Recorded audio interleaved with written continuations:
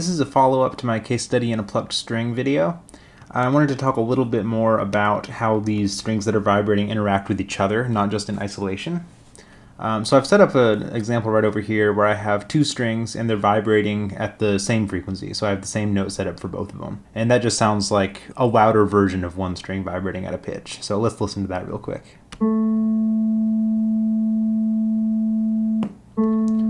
So this just sounds like the sine wave we've been listening to thus far.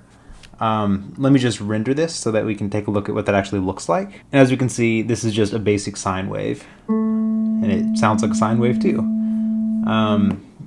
But it just vibrates and it has a nice even up and down motion. It's what you would expect from a single note. Well, now let's try actually shifting one of these notes a little bit away from the other one. So now what we'll hear is a fairly dissonant harmony. You can see those notes don't really get along very well with each other. So what I'm going to try to do now is render these two notes together, and what that will give us is a wave that looks more like this. So what you'll notice about this is that you get the frequencies from both waves at the same time. So this region here, this region here, this region here would correspond to the lower frequency, and these littler regions right here would correspond more toward the higher frequency.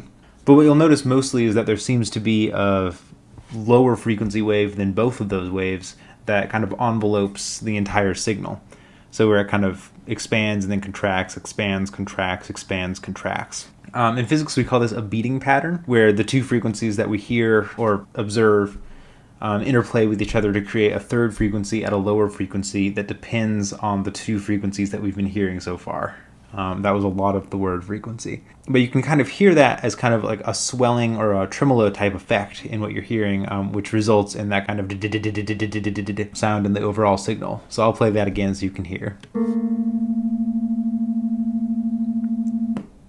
So it's a little bit warbly. So that's just what I wanted to talk about, is that if you have two frequencies or two strings playing at the same time, what you'll hear is a beating pattern where the two frequencies interplay to create a third wave that kind of looks like this. So that's all I had. Thank you.